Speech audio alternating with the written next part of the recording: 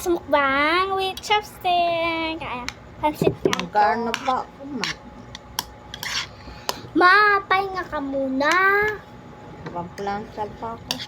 Kasi malapit na ang pasukan. Ay, bukas na pala pasukan. Ay, bilisan na nga natin. What? Before that, water. Ayan guys, Chinese. Ganyan ka pala kumain. Yung ipis yung guys. Ganun pala siya kumain. Sorry.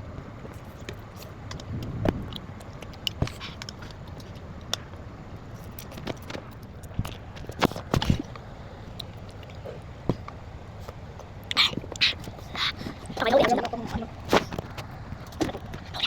Wala man tutubig muna. Tubig? Ito kasi guys yung Chinese na pancit canton siya, pero sa tingin ko, pancit canton tawag sa mga Chinese ramen. Yung mga buldak, yung kulay pink. Ay, hindi pala, kulay red. Wow. And 3, 2, 1. Narinig mo naman. Once amat ang noodles buldak. Kasi sira yung mag-aadobo may katulad ng tita ko. Mahilig sa chocolate, Toblerone. Giant Toblerone. Mahilig siya na sa mga ganun. Years old niya. Mama, ilan talaga si Tita Baby? 28, 27. 28. Akala inyo. Bukas na pasukan na. Salamat naman sa Diyos. Dawal ko kayo tayo. Makakasama namin yung ko. Mabilis.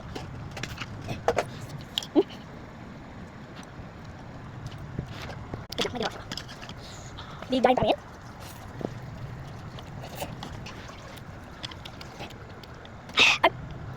Ako talaga nag-bake na to.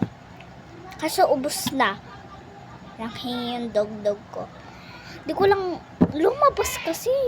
Nakakainis yung dog-dog na yun. Si dogger. Just kidding. Si guys yun. Si Jackie. Jack.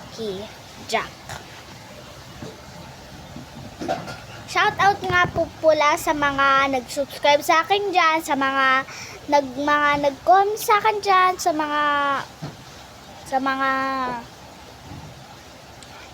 nag-ano sa akin dyan, sa mga nag-comment, sa mga kahit ano, sa mga nag-comment sa akin, sa mga nag-like sa akin, sa mga subscribe sa akin, at inuulit ko, bawal na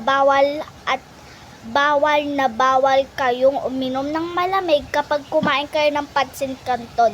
Tingnan nyo yung resulta kapag di nyo ko sinunod. Hindi po to biro.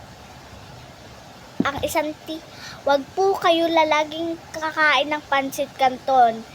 At tingnan po natin kung mabubuhay pa po kayo kung kapag kumain po kayo araw-araw ng pancit canton, baka po tumaas ang sugar nyo. Kayo hashtag sa mga lahat ng kababayan dyan, laging kumakain ng pancit canton.